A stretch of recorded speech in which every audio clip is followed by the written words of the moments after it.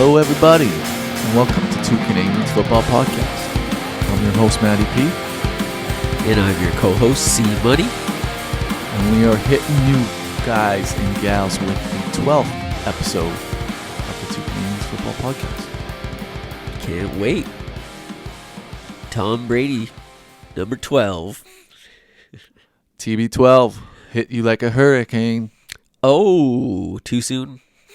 For the listeners that don't know or that are living under a rock, Hurricane Ian is ripping through Florida as we speak.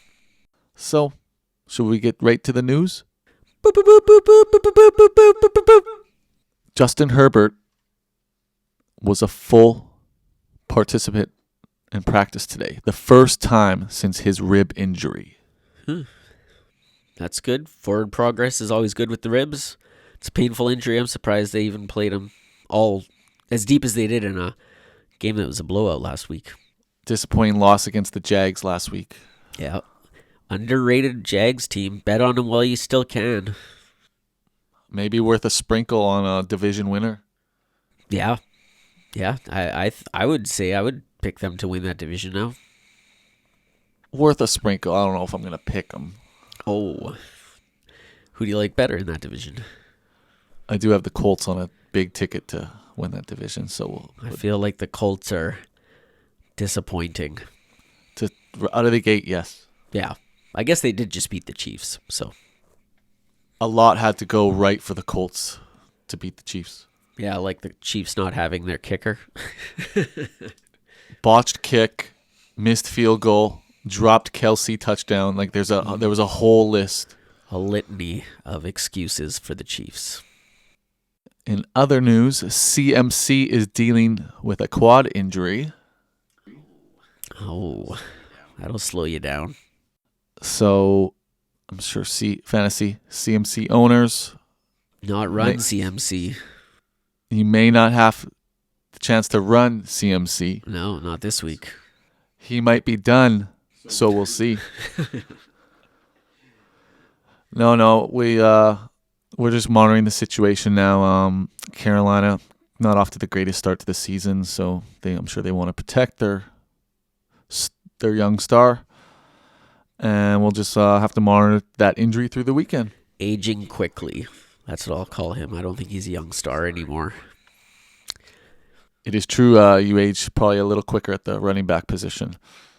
Mostert breaks off a huge run.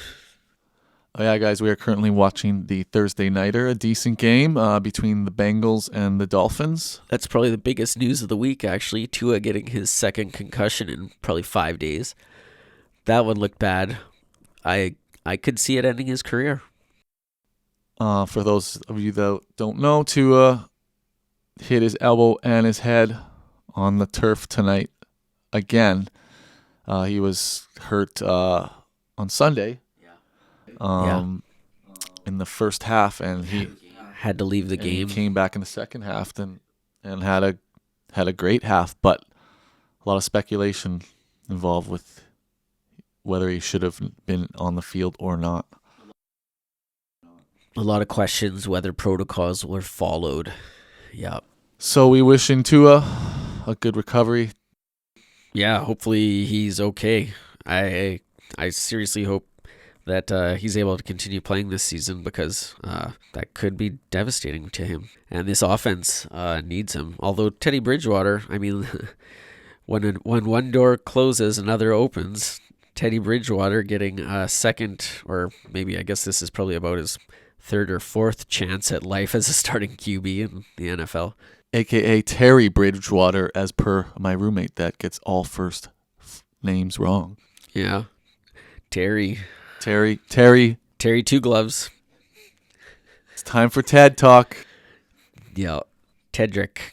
But yeah. A Miami native, by the way. Nice segue into the game. It's currently 20-15 for the Bengals, but Miami's been playing pretty good this game. Yeah. Teddy's getting into the flow here. He hasn't looked horrible. Just ran for a first down. Yeah. I like him, so yeah, I hope he does good. Yes. Ex-Minnesota Vikings, so local Vikings fans, you know who we're talking about. Last piece of news, Dalvin Cook was spotted at practice today.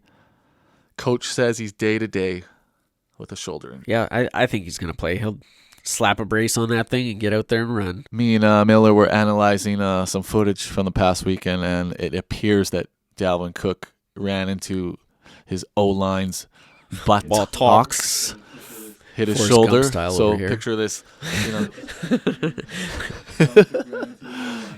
Dalvin Cook ran into his O-lineman and fumbled the ball. You don't see that too often, but hopefully it was just a No, his little shoulder bruise and separated. He nothing too crazy. separated his shoulder, but he's done it like 3 times at least that we know of, and so he knows it's a pain tolerance thing, and he just has to work his way through it. He's done it in the past, so If his shoulder really was separated, that Dalvin is a warrior. yeah, no, he's tough. He makes a lot of money, and he feels like he has to play. So So yeah, Dalvin Cook owners, maybe you have Madison. Maybe it's time you get him off the wire if he was there. Probably not. yeah, probably not. He's usually taken. But that'll be an interesting game. The first game on Sunday, the first game of October. It's a lovely month for football and treats. Kirktober, get ready. Shall we get to the next segment, Miller? Sure. Studs? Dudes and dudes. But first, I gotta shout out today's beverage of choice. This one, kind of by fluke. This was not intentional. This is actually a brewery from Minnesota, Revelation Ale Works. This is called the Tiki Time Fodder Aged Golden Golden Sour Ale, Pineapple, Orange, Cherry, Almond. Delicious. I like it. What do you got? What kind of aromas you got? Oh, all kinds. Take a whiff. It is tasty. Pineapple, almonds, I like it. cherry. And it's 7% too. All right, shout out Minnesota. That is good, eh? That's some good Yeah, I like it. Yeah. Pineapple, orange, cherry, almond. Give it a shot. Yeah. So, all right, let's get on to the studs and duds. shit. So stud of the week has to go to Lamar Jackson. Yeah, he's having a season for all time right now. He's trying to earn that big contract. What was his stat line this week? He got it there. 5 total TDs, 43.12 fantasy points. Yeah, depending on scoring formats, of course. 107 rushing yards. Boo. Yeah. Stud. Just unbelievable. Yeah. Number 1 QB right now. In fantasy and in our hearts. So he's looking for that next contract. He's a man on a mission. He is absolutely on a mission this year. Khalil Herbert. Yeah, big game for the backup running back in Chicago. Montgomery got hurt early, and Herbert stepped in and basically did what he's always done when he gets the opportunity in Chicago and just balls. 157 rushing yards, 2 touchdowns, almost 30 fantasy points. Yeah, very nice stat line. I wonder how many people had him in their lineup last week. Mark Andrews, 2 touchdowns. Yeah, he's again, Lamar and Mark Andrews are like the only ones you need to stop in Baltimore right now. Mac Hollins, just shy of 26 fantasy points. Everybody's favorite. Devonta Smith, 26.9 fantasy points. Yeah, he's a really good player. Just has kind of been overshadowed by AJ Brown early in the season, but game 1, game 2 is kind of an even split. But now game 3, Devontae takes off, showing that Heisman form. Yeah, that Philly offense is something to watch right now. Yeah, it's a well-oiled machine. They got it going on right now in Philly. Marquise Brown, 14 of 17 receptions, 140 yards. Huge. Yeah, I was gonna try and trade Marquise Brown last week because I thought maybe it was a sell high opportunity, but then he puts up in a stat line like that, and I'm like, maybe I'll just continue to hold. Yeah, I have him on a dynasty, and he's forming a nice connection there with Kyler. Obviously, those points are coming later when they're behind, right? But yeah, and Arizona doesn't have a great defense, so they should be in a lot of shootouts. Should be a good team for fantasy points going forward, especially they're going to be getting some guys back soon. Rondale Moore might be back. Hopefully he takes over that role that Greg Dortch is currently playing, because who even is Greg Dortch? Like, what the... Sounds like a made-up name. Yes, Greg Dortch. But he's been doing pretty good. And but he's basically playing exactly the role Rondale Moore should be playing. But Rondale's been banged up and hasn't played yet. Yeah, I'm pretty sure Greg Dortch is just as tall as Rondale. I think they're both like pretty tiny, 5'8", 5'9", each of them. Yeah, well, yeah, I know Rondale's small, yeah. But then also DeAndre Hopkins going to be back from suspension. Three more games to go, and then DeAndre is back. So then that's going to bump everyone down a peg. So that should make them harder to defend. But, that's not yet, but soon. Yeah, if they can't get it together like in the first quarter this year, definitely a good team to have some pieces on your roster, in your fantasy rosters, because Hopkins coming back, even Trey McBride, the emergence of him throughout the latter part of the season. Yeah, maybe. Ertz is still there, and he's really good, so. Shall we get to the duds? Yeah, the dudes. For me, Russell Wilson, 9 fantasy points among different leagues. They've been disappointing so much this year. 20 for 33, 184 yards, no touchdowns. Oof. He cost me 2 leagues. Oh, even worse.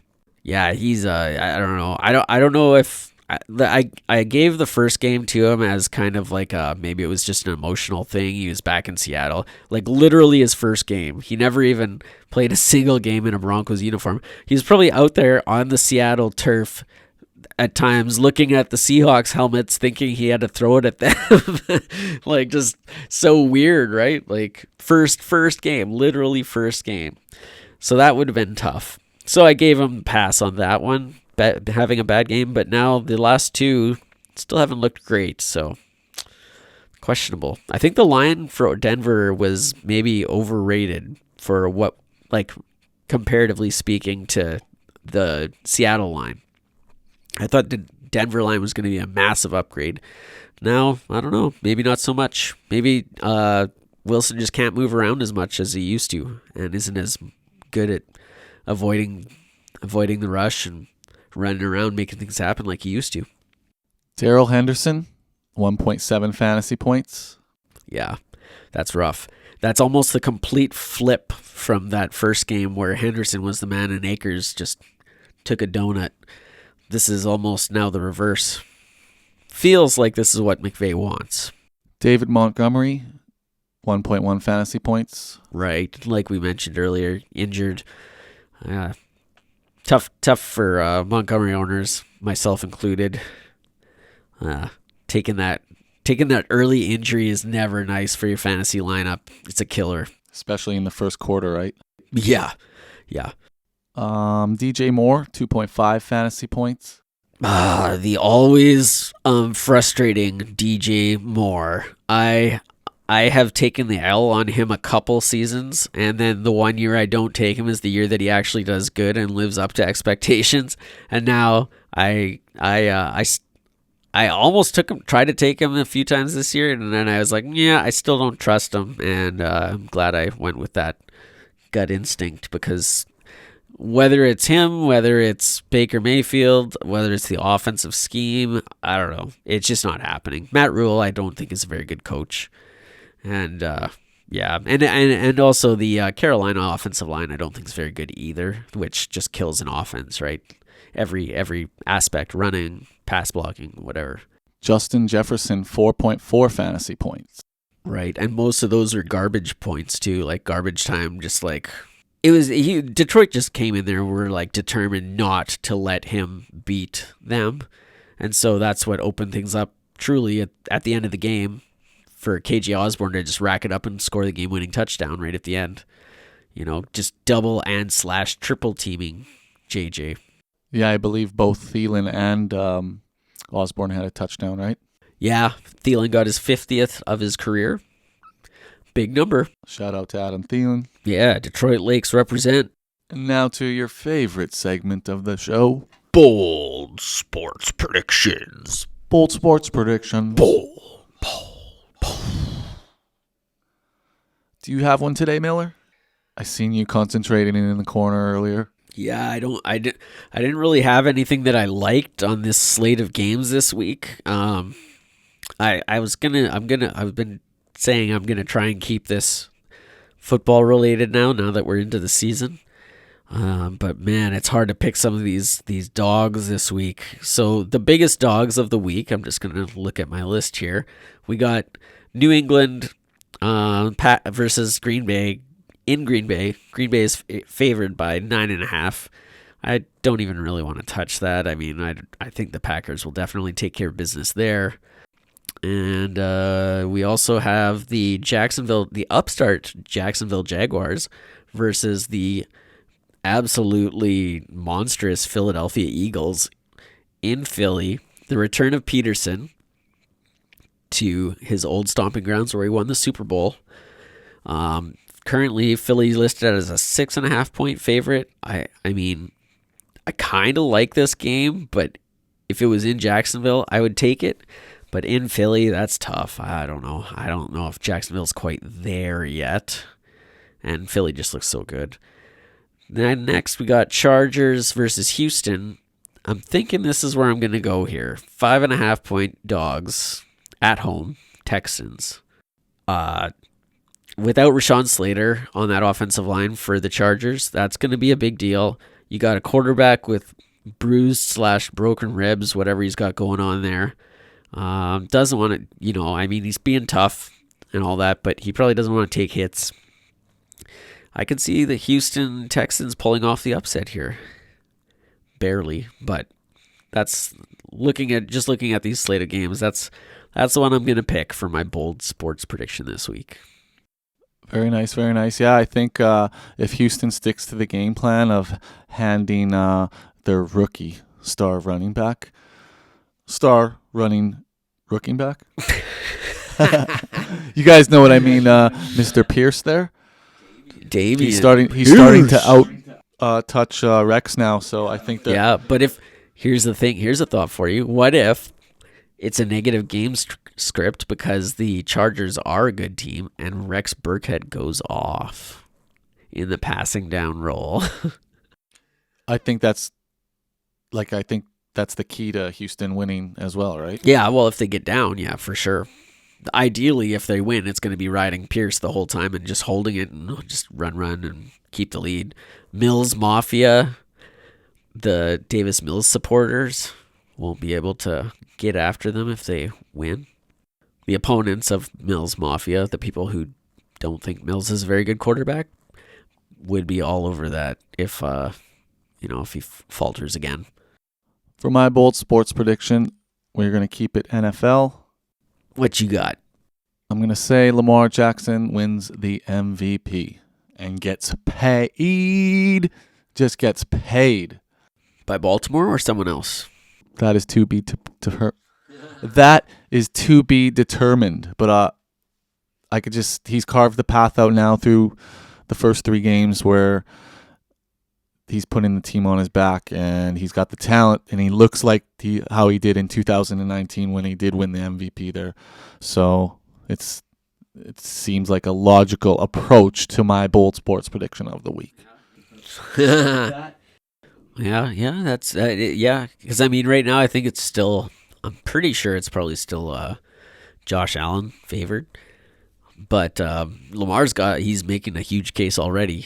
He definitely looks like a man on a mission. So that's I like it. That's a nice pick. All right. So that's the end of this game. Yeah. There's less than a minute left in this game. Looks like the Bengals are going to take it away regardless. Let's watch the end of this game. Yeah. I guess it's over. They got this. Yeah. I mean, realistically, you would think this is what would happen because Bengals at a 1-3 record doesn't seem right coming off the Super Bowl, and then alternatively Miami at 4-0 would also look really weird. So for this game to end up the way it has, Dolphins with a 3-1 record, Bengals 2-2, that looks more right. So there you go. Yeah, I need Bengals to step up in this division. So a 2-2 record after a slow start out the gate is not too bad. I'm not too mad about that. Yeah. Especially with Burrow coming off that surgery and stuff, and Super Bowl hangover. And the O-line is still, it's going to take a while for it to gel. Yeah, that's weird. And yeah, seeing the Dolphins 4-0 is right. just kind of strange. So be excellent to each other. We'll see you guys next week. Party on. Wayne.